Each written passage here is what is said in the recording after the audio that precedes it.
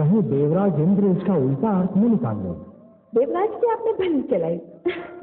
वे सबसे इतना भयभीत रहते हैं कि मानो तब का आविष्कार ही उनका विरोध करने के लिए हुआ हो। क्या किसी ने आसन लगाया, आंखें मूंदी, वहां उनका सिंहासन तोलने लगा। महादेवी, आपके मुख से शब्द निकलने की देर थी।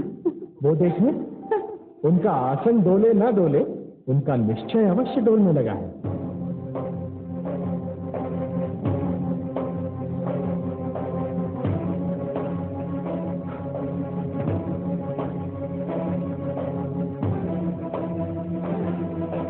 ये देवर्षि को क्या सूचित, क्यों कर रहे हैं तप? उन्हें तपस्या की क्या आवश्यकता आन पड़ी? हे देवराज, यदि आप आज्ञा दें, यदि आप कहें तो हम पता लगाएं कि उनकी तपस्या के पीछे क्या रहस्य है। पता लगाने की क्या आवश्यकता है अग्निदेव, क्या आवश्यकता है? हम जानते हैं, भली भांति जानते हैं कि जो भी तपस्या करता है उसकी आंख देवेंद्र के सिंहासन पर ही होती है। कामदेव, कामदेव!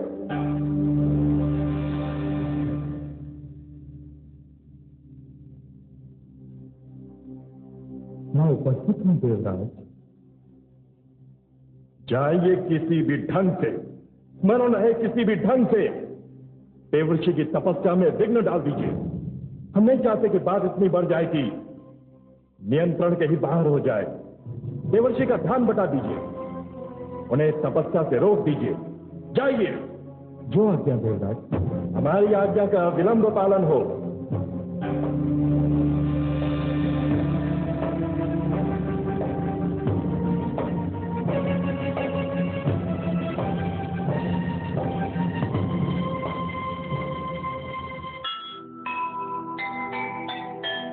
सीमा से भी बढ़ गया जब रावण का पाप, धरती व्याकुल हो उठी, हुआ घोर संताप। आसन डोला इंद्र का, नारद का तप देख, देवराज को क्या पता क्या है विधि का लेख, क्या है विधि का लेख। मैं मां हूं, धरती मां। अत्याचारी को जब ये गुमान हो जाता है कि कोई उस पर अंकुश नहीं लगा सकता, तो वो बेकाबू हो जाता है। शक्ति का मद उसे राह से भटका देता है। रावण भी यही समझ रहा है कि अब उसे कोई रोक नहीं सकता। इतिहास साक्षी है कि जब भी कभी सत्ताधारी ने अपने देश में अपने से भिन्न विचारधारा अथवा धर्म रखने वालों का दमन किया है, तो विद्रोह कूद पड़ा है।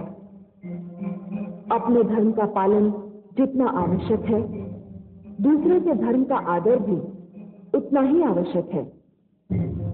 रावण इस सत्य को भुला बैठा है और मैं जानती हूं कि रावण को इसका दंड भोगना होगा।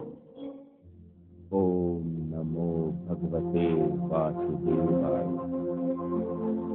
ओम नमो भगवते वासुदेवाय।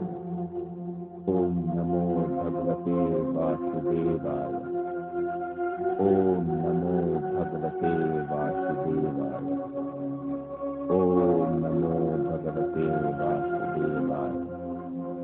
ओम नमो भगवते वासुदेवाय। ओम नमो भगवते वासुदेवाय।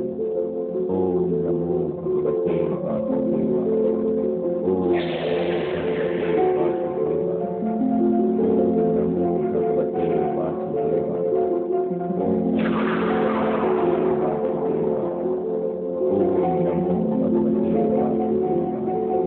ओम नमो भगवते वासुदेवाय। ओम नमो भगवते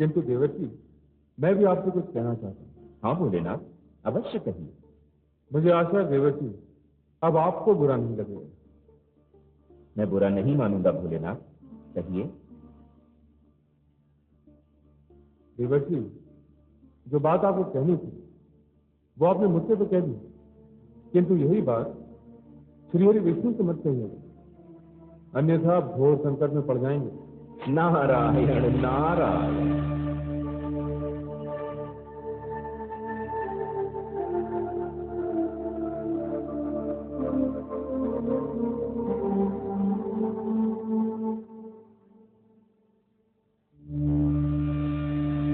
नारायण नारायण।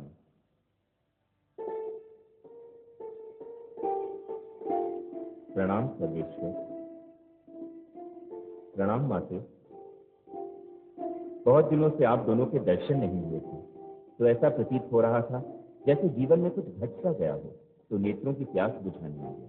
आप दोनों के दर्शन हो गए, मेरी तृप्ति हो गई। देवर्षि, हमारे भी ये भाग्य कि आप पधारे हैं। क्या बात है देवर्षि, आज तो आपका मुख कमल पुष्प की भांति खिल रहा है। लगता है कोई महान अभियान सफल करके लौटे हैं। आपकी इसी बात पर तो मैं आपका दास बन गया हूँ माते। आप मेरा मुख देखकर ही मेरे मन की बात भांप लेती हैं। धन्य हो माते, आप धन्य हैं, आप महान हैं। जय हो आपकी। अरे देवर्षि, मैं भी तो आपसे स्नेह करता हूँ, मुझे भी तो अधिकार है कि आपकी प्रसन्नता का कारण जानूं। हे जगदीश्वर, आपसे क्या छिपा है? आप ब्रह्मांड के सारे रहस्यों के ज्ञाता हैं, आप सब कुछ जानते हैं, फिर भी आप मेरे मुख से सुनना चाहते हैं कि बात क्या है? यही समझ लीजिए देवर्षि, पर बताइए तो सही। और ये भी बताइए कि आज आप कहाँ से चले आ रहे हैं? मैं कैलाश से आ रहा हूँ। शिव शंकर और पार्वती के दर्शन के लिए? हाँ, उनके दर्शन करने को भी, और उनसे वह बात कहने भी जो मैं आपको बताने आया हूँ। अब आप बताइए भी, हमारी व्याकुलता और न बढ़ाइए। माते, सर्वेश्वर, मैंने उसे जीत लिया जिसे शिव शंभु भी न जीत पाए। किसे जीत लिया आपने? माते, मैंने कामदेव को जीत लिया। आया था मेरी तपस्या को भंग करने, बड़े बाण चलाए उसने। मैंने भी आंखें खोलकर उसे ऐसी फटकार सुनाई कि अपने बाण संभालकर भागते ही बना। माते, मैंने ये बात शिव शंकर को सुनाई तो उनका मुख उतर गया। माते, काम को जीत पाना कोई सरल कार्य नहीं है। आपने सत्य कहा, मैं अभियान जीत कर आया हूं, अब मुझे किसी का भय नहीं। कामदेव कभी मेरे पास आने का दोबारा साहस नहीं करेगा। अच्छा माते, अच्छा सर्वेश्वर, अब मैं चलता हूं, मुझे अपना तप पूर्ण करना। प्रणाम सर्वेश्वर। प्रणाम माते। नारायण नारायण। कितनी दुखी बात है कमल नयन। देवर्ष के स्वर से अभिमान टपक रहा था। हाँ महादेव, देवर्षि के इस व्यवहार ने मुझे भी चिंतित कर दिया है, किंतु मैं देवर्षि को अभिमान के हाथों नष्ट नहीं होने दूंगा।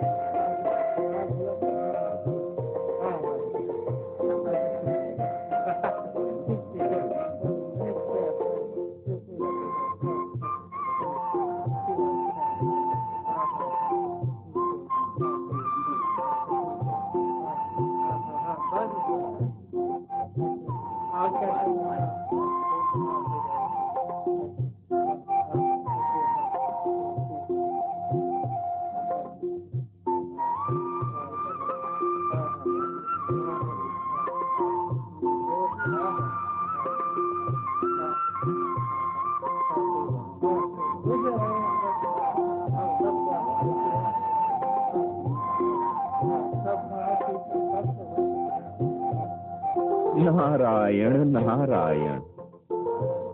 बड़े आश्चर्य की बात है, मैं कुछ वर्षों पूर्व यहाँ आया था तो यहाँ कुछ भी नहीं था। अब तो यहाँ नगर बसा हुआ है, वह भी कितना विशाल और कितना सुंदर।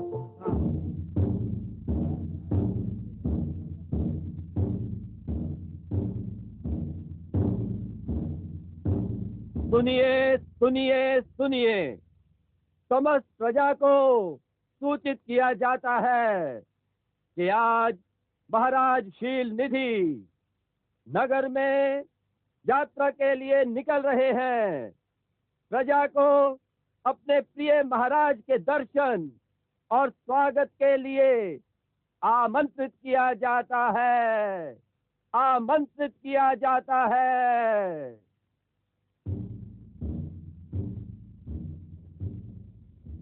महाराज की जय, महाराज की जय, महाराज की जय, महाराज की जय, महाराज की जय, महाराज की जय, महाराज की जय, महाराज की जय, महाराज की जय, महाराज की जय, महाराज की जय, महाराज की जय। रुको सारथी, प्रणाम।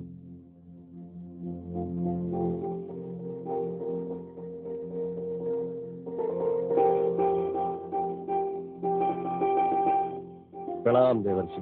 आयुष्मान। आज का दिन कितना शुभ है। मुझे संसार के महानतम मार्गदर्शक देवर्षि नारद के दर्शन हुए। आपका मार्गदर्शन मिल जाए तो मैं धन्य हो जाऊं। ये तो आपकी महानता है राजन, किंतु इस समय तो मुझे आपके मार्गदर्शन की आवश्यकता है। मैं और आपका मार्गदर्शन करूं? मुझ में इतनी क्षमता नहीं है देवर्षि, और ना ही इतनी योग्यता है मुझ में। मैं तुच्छ मानव, भला आपका मार्गदर्शन कैसे कर सकता हूं? कर सकते हैं राजन, अवश्य कर सकते हैं। मुझे इतना तो बता ही सकते हैं कि जंगल में मंगल कैसे हो गया। मैं कुछ वर्ष पूर्व यहाँ आया था तो इस छोर से उस छोर तक सन्नाटा फैला हुआ था, किंतु आज हर जगह चहल पहल है। एक विशाल और सुंदर नगर का निर्माण हो चुका है और ऐसा प्रतीत हो रहा है जैसे से आज ही सजाया गया हो। आपने सत्य कहा देवर्षि। इस शीलनगर का निर्माण कुछ समय पहले ही हुआ है, और यह भी सत्य है कि आज इसे नए सिरे से सजाया गया है, क्योंकि शीलनगर की राजकुमारी अर्थात मेरी पुत्री विश्व मोहिनी के स्वयंवर की घोषणा कर दी गई। बधाई हो राजन। ईश्वर करे आपकी पुत्री को ऐसा वर मिले कि सारा संसार आश्चर्यचकित रह जाए। ऐसे नहीं देवर्षि, ये आशीर्वाद आपको राजभवन चलकर स्वयं मेरी पुत्री को देना होगा। मुझ सन्यासी को आप कहाँ राजभवन लेकर जाएंगे? आशीर्वाद दूर से दिया जाए या पास से, क्या अंतर पड़ता है राजन? अंतर पड़ता है देवर्षि। आपका आशीर्वाद तो वरदान है ही, किंतु आपके दर्शन की बात ही कुछ और है। आपको देखकर मेरी पुत्री धन्य हो जाएगी। मेरा आग्रह है आप राजभवन चलें। नारायण नारायण। अब आप इतना विवश कर रहे हैं राजन, तो चलना पड़ेगा ही। भारत शील निधि की जय, भारत शील निधि की जय, भारत शील निधि की जय, भारत शील निधि की जय, भारत शील निधि की जय, भारत शील निधि की जय। चलो सारथी।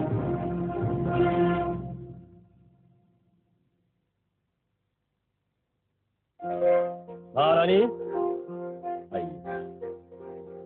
महारानी,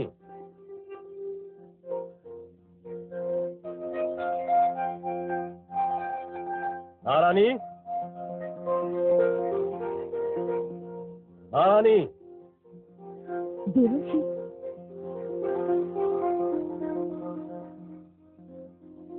प्रणाम देवर्षि। आयुष्मती। महारानी, हमारे भाग्य से देवर्षि नारद हमारे भवन पधारे हैं। आप स्वयं जाकर विश्व मोहिनी को ले आए। अवश्य महाराज। देवर्षि, विश्व मोहिनी मेरी अकेली संतान है। मैंने अपना सारा प्रेम उसी पर लुटा दिया है। लीजिए, वो आ गई।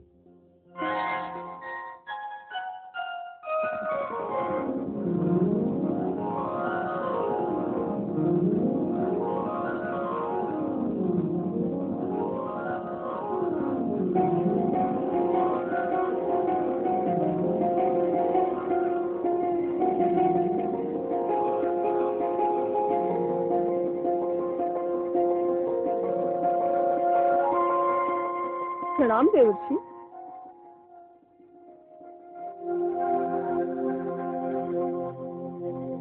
देवर्षि प्रणाम।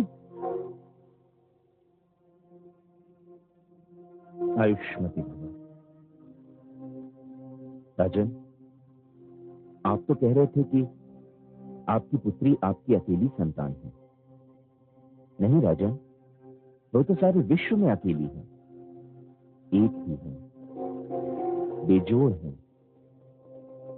अद्वितीय है। राजन, मैं इसके मुख की आभा देखकर कह सकता हूं कि जो भी इससे विवाह करेगा सारे संसार की ईर्ष्या का कारण बन जाएगा। हे देवर्षि, मेरी पुत्री के भविष्य के विषय में कुछ बताइए। महारानी, आपकी पुत्री के भविष्य का भी पूर्णतया निर्माण नहीं हुआ है, हो रहा है, बन रहा है, और जब बन जाएगा तो आप सब चकित रह जाएंगे। नारायण नारायण।